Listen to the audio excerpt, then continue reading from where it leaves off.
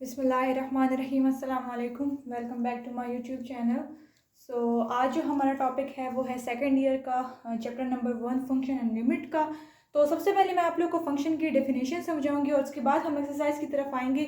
Functions हमारे पास क्या होते हैं कि the relation between independent variable and dependent variable. पहले तो मैं आप लोग को इंडिपेंडेंट और डिपेंडेंट वेरिएबल के बारे में बता दूं कि इंडिपेंडेंट क्या होता है। कि जैसे कि एक सिंपल एग्जांपल देती हूँ, जैसे हम जो है अपने पेरेंट्स पे डिपेंड करते हैं, ठीक है। हम उनके बगैर जो है नहीं रह सकते, हम सब कुछ उन्हीं पे डिपेंड करते हैं। फॉर एग्जांपल हमें स्कूल की फीस चाहिए होती है या हमें खाना चाहिए होता है, तो हम किस पे डिपेंड करते हैं? अपने पेरेंट्स पे डिपेंड करते हैं। जबकि जो हमारे पेरेंट्स हैं वो इंडिपेंडेंट है, ठीक है, वो किसी पे डिपेंड नहीं करते, लेकिन हाँ हम उन पे डिपेंड करते हैं। तो इंडिपेंडेंट वो होता है जो कि किसी पे डिपेंड नहीं करता, लेकिन डिपेंडेंट क्या होता है कि जो कि दूसरे पे डिपेंड करता है। फॉर एग्जांपल जैसे कि मैं एक वैल्यू लेती हूँ y is equal to x plus 1। अगर मैं यहाँ पे देखूं कि मैं x की वैल्यू पुट करूंगी तो तभी मेरे पास क्या आएगा? y आएगा। तो इट मीन्स कि ये मेरे पास क्या है? इंडिपेंडेंट वेरिएबल है और y मेरे पास क्या है? एक डिपेंडेंट वेरिएबल है। अच्छा, तो फंक्शन क्या होता है कि इन दोनों के बीच में जो रिलेशन होता है, लेकिन हमें क्या करना है कि फंक्शन में ये होता है कि जो इंडिपेंडेंट वेरिएबल होता है ना, हमने इसको एक ऐसी वैल्यू देनी होती है जिसकी वजह से हमारे पास जो डिपेंडेंट वेरिएबल हो उसकी वैल्यू मेरे पास क्या आए? यूनिक आए।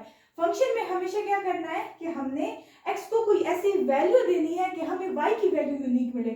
फॉर एग्जाम्पल अगर मैं यहाँ पे x की वैल्यू लिखती हूँ कि y is equal to x की वैल्यू मैं यहाँ पे x is equal to 1 put करती हूँ, तो 1 प्लस 1 तो y इज इक्वल टू 2 आ गया। y की वैल्यू मुझे क्या मिली? यूनिक मिली, बिल्कुल एक सिंगल हमारे पास एक वैल्यू मिली। तो इस तरह फंक्शन, इसको हम क्या कहते हैं? इसको हम फंक्शन कहते हैं। फिर से बता दूं कि the relation between independent variable and dependent variable, relation हो इंडिपेंडेंट वेरिएबल के दरमियान और डिपेंडेंट वेरिएबल के दरमियान, in which independent variable give a unique value of dependent variable, जिसमें हमारे पास इंडिपेंडेंट वेरिएबल क्या करे? इस वेरिएबल को, डिपेंडेंट वेरिएबल को एक यूनिक वैल्यू दे, तो इसको हम फंक्शन कह सकते हैं। इसको मैं आप लोगों को ऐसे भी समझा सकती हूँ। फॉर एग्जांपल मेरे पास एक फंक्शन है a टू b, ठीक है। a में मुझे जो है कुछ वैल्यूज हैं 1 2 और 3, और b में भी वैल्यू है a b, ठीक है। तो ये क्या करते हैं कि a जो है वो असाइन करता है ये वैल्यू, 2 भी ये वैल्यू, और ये 1 अगर मैं पुट करती हूँ तो मुझे वैल्यू क्या मिलती है? a, बिल्कुल यूनिक वैल्यू मिल रही है। अगर मैं 2 पुट करती हूँ तो तब भी मुझे वैल्यू क्या मिल रही है? a यूनिक मिल रही है। अगर मैं 3 पुट करती हूँ तो तब भी मेरे पास मुझे वैल्यू क्या मिल रही है? b मिल रही है। तो ये मेरे पास एक फंक्शन हुआ। हाँ, अगर एक क्वेश्चन ऐसे आए कि जिसमें 1 2 3 a b और c, मेरे पास एक फंक्शन है a टू b, ठीक है, a टू b एक फंक्शन है। अगर मैं ऐसे करूँ कि 1 जो है 1 a दे रहा है, 2 b दे रहा है, 3 जो है वो c भी दे रहा है और b भी दे रहा है। अब यहाँ पे देखें कि अगर मैं जो है 3 की वैल्यू पुट कर रही हूँ तो मुझे यहाँ पे दो वैल्यू मिल रही है, एक b भी मिल रही है, एक c भी मिल रही है, तो ये मेरे पास यूनिक नहीं हुआ।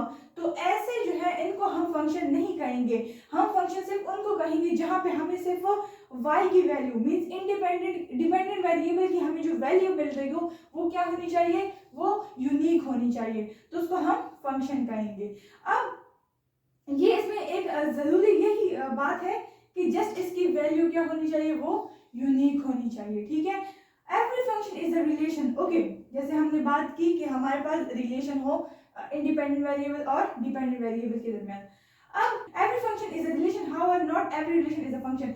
हर एक फंक्शन जो है वो रिलेशन हो सकता है, ठीक है, लेकिन हर एक रिलेशन में जो है वो हमारे पास फंक्शन नहीं हो सकता, क्योंकि रिलेशन में कुछ ऐसे भी आते हैं जो हमें यूनिक वैल्यू नहीं देते। रिलेशन मुझे 2 या 2 से ज्यादा वैल्यू भी दे सकता है, जबकि फंक्शन हमें सिर्फ एक वैल्यू देगा। अब फंक्शन एक वैल्यू दे रहा है, ये भी एक रिलेशन है, लेकिन अगर 2 से ज्यादा वैल्यू दे रहे हैं तो वो भी एक रिलेशन है, बट वो फंक्शन नहीं हो सकता, बट रिलेशन है। इसकी मैं एक एग्जांपल ऐसे देती हूँ, जैसे मदर होती है, उनके जो है डॉटर्स होती है, ठीक है, 2 डॉटर भी हो सकती हैं, ठीक है। मदर क्या होती है? मदर की दो डॉटर हो सकती हैं, ठीक है। ये मेरे पास क्या है? एक रिलेशन है। आउटपुट मेरे पास क्या है? दो आगे, ठीक है। सो ये हमारे पास एक रिलेशन है, तो ये हो गई फंक्शन की डेफिनेशन।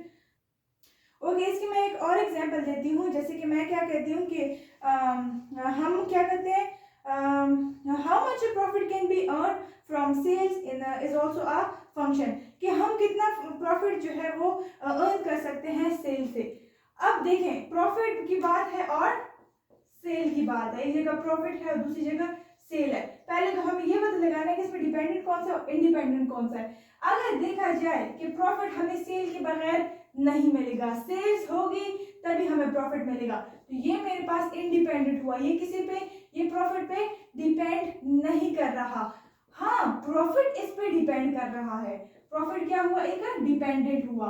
वो किस पे डिपेंड कर रहा है, वो सेल्स पे डिपेंड कर रहा है। सेल्स होगी तभी इसको प्रॉफिट मिलेगा, नहीं होगी तो प्रॉफिट हमें नहीं मिलेगा। तो ये जो है, ये भी एक एग्जांपल हुई फंक्शन की। इस तरह और भी बहुत एग्जांपल है। फॉर एग्जांपल मैं 2 नंबर्स लेती हूँ, एक मैं 2 लेती हूँ, एक मैं 3 लेती हूँ, और मैं क्या करती हूँ, इन दो नंबर्स को ऐड करती हूँ। मेरे पास 2 ऑड नंबर है और इन 2 ऑड नंबर को क्या करती हूँ, मैं ऐड करती हूँ, तो मेरे पास एक ही जो है एक यूनिक वैल्यू आ जाती है 5। तो ये भी मेरे पास एक फंक्शन हुआ कि मैंने क्या किया, 2 या 2 से ज्यादा नंबर लिए, उनको क्या किया, ऐड किया, और मुझे एक यूनिक नंबर मिला।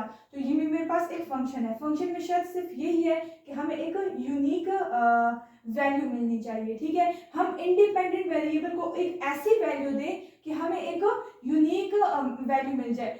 एक और इम्पोर्टेंट बात है कि ये हमेशा जो है लीनियर फंक्शन में होता है। लीनियर मीन्स कि अगर मेरे पास y की वैल्यू स्क्वायर आ गई, ठीक है, इस तरह कोई फंक्शन आ रहा है। अभी मैं क्या कहती हूँ कि x को यही 1 वाली वैल्यू देती हूँ, तो x को अगर मैं 1 देती हूँ, इधर से 1 ही आएगा, तो 1 + 1 = 2 आ जाएगा, ठीक है।